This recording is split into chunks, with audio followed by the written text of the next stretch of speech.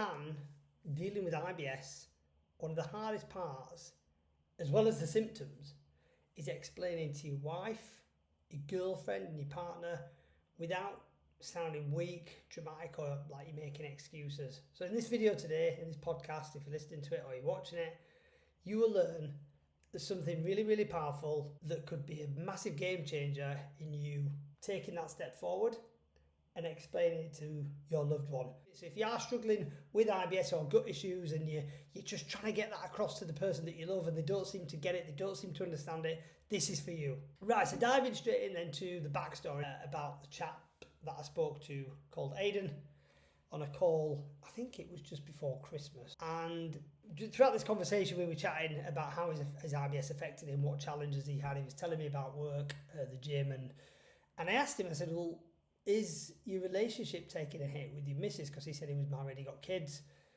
And he said, actually, my wife is really understanding, she's really good. And I said, does she get it? Because a lot of guys that I speak to, Aidan, don't seem to get it. They don't seem to understand. They don't seem to make that connection of to what IBS is, what a flare-up is, what the symptoms that the man is going through, physically and obviously in his head. And he said, actually, one of the things that was passed on to him and that he tried was to explain to her, like long time ago, kids were in bed, sat down, he said, we turned the TV off, and he said, babe, look, he said, a flare-up is pretty much like a woman's periodic cycle. And she was like, what? I said, not the same thing, clearly not the same thing. IBS flare-up or IBS does not equal a period, but the symptoms and what I'm going through for me is similar to the symptoms and what you go through when you have like the time of the month. And straight away, without him even explaining much further, his missus was like, got it. I get it. And if you think about it, and I know all women are different, some women are robust and their time of the month is like, yeah, it's no problem at all. So they might struggle to make the connection. But typically, they'll know women left and right that don't have that same resilience, that do struggle with it. And that's the problem with IBS, especially for men. Most women hear stomach issues and think that you mean a bit of a dodgy stomach. Go to the toilet, deal with it, take some medication and just get on with it. That's what they think. But IBS flare-ups are not, as you know, a minor inconvenience. They can be full throttle. They can be crazy, can't they? And we're talking urgency, stomach cramps, bloating, fatigue. You just don't want to do anything, do you? Aside from maybe constipation and diarrhea, but in terms of the symptoms that are going on.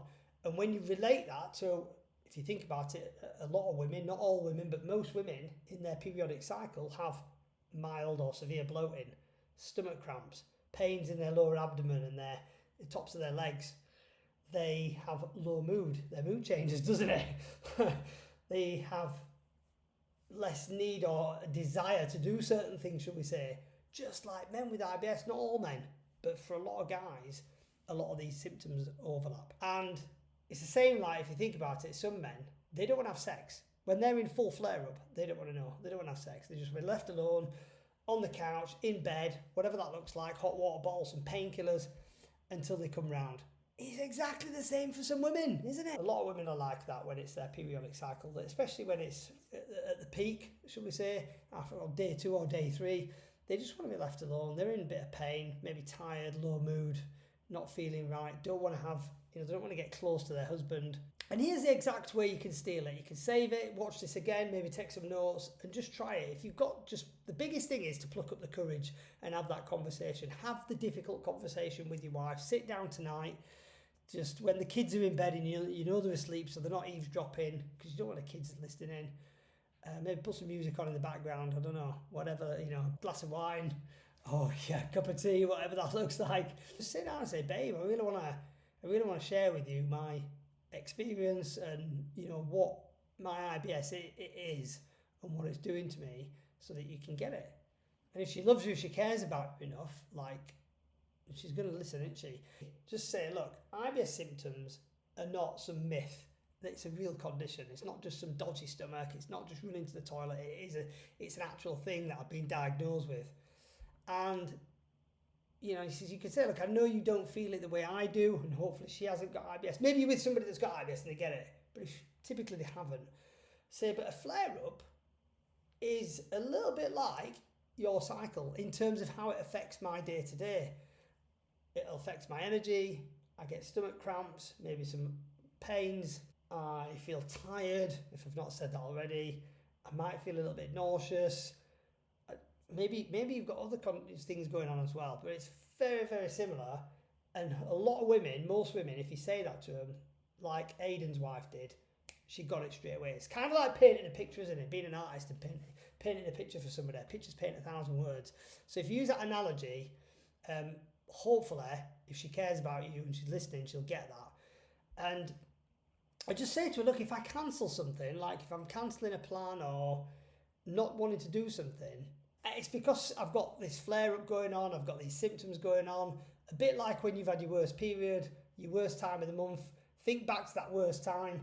Did you want to go to a restaurant? Did you want to go out and meet friends? Did you want to do this and go dancing and have dinner and this, that, and the other? No, I didn't. It's like that with me until I get better, until I've had some, if you're taking supplements, medication, or whatever you're doing to manage those symptoms, until that flare-up goes back down and things return back to normal, then I can do the things that we can be doing as a couple. Does that make sense? And she should say, yeah. And then I guess the next thing is just asking for support. Like a good husband will understand and support his wife when she's got issues going on, whether that's pains or, really awkward time of the month, any headaches, anything going on. Because if you're married to somebody or if you're in a loving relationship, it's give and take, isn't it? It's about caring and loving for each other. And when something's going on in terms of medically, which IBS is, that she can have that understanding and that help towards you managing it. You could say, look, I might need to tweak my diet, my food intake a little bit. If we make a meal together, I might not want garlic or onions in mine. I might need to, I've been working with a consultant, for example, our clients, just as another example, we could give them some, once they know their triggers and how much of certain things that they can handle in terms of foods, then they can start tailoring their meals accordingly, and it might be slightly different to their missus. So that might be something later down the line to discuss. And that's why I encourage you to, if you're in a loving relationship, like you would support your wife, is go through that journey with them. Don't leave them wondering and guessing, because it's the worst thing you can do. Because remember, communication is key. The better we communicate with our partner, with our loved one, the more deeper of a connection we'll have, and the more they'll understand you, and it'll help you on your journey as well. Believe me, it will. Rather than just sat back and being quiet, thinking you're a man, I'm robust, I'm supposed to be hard as nails, I'm not going to tell you anything, I'm just going to get on with it because I'm the man. That's the old way. I would say that's the least courageous way. That's the way not to do it. And I've said in other videos before, getting help, whether it's off your missus, whether it's off a doctor, whether it's off a consultant or a friend, is a superpower. That is a superpower. That is a strong, powerful, confident man that can reach out for help, and he's got no problem with reaching out for help. It might be awkward, it might not feel comfortable at first, but the more you do it, the more you get used to it, like anything. Yeah, you build that muscle, the more you do it with consistency. So hopefully that helps. So you don't need to just fix it, tell your missus. It's not just getting you to fix it, it's helping me manage it. I wanted to help managing it through this process. And just ask her, don't shame me or take the mickey out of me, like maybe she's taken the mickey in the past for running into the bathroom. That's not making me feel great. Might be a bit of a laugh at first, but it's wearing thin now.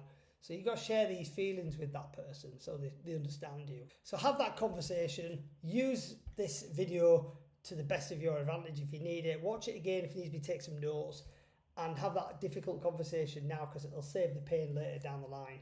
As a way of closing this down and finishing this conversation with you, is I'd love to hear your comments as well. If you have had that conversation already, comment yes. If you haven't, comment no, and let's do that conversation. If you've got any experience, if you're feeling brave and you want to share your experiences with this community, and I'd love to hear, I'll reply. I always try my best to reply to people on these comments. And if you're listening to this on the podcast and you're in our Facebook group, IBS in Men, and again, let me know how it's going, and other people can support each other. Have a great day. Hope that helps. Have the conversation with your wife, and good luck. Hope it goes to plan.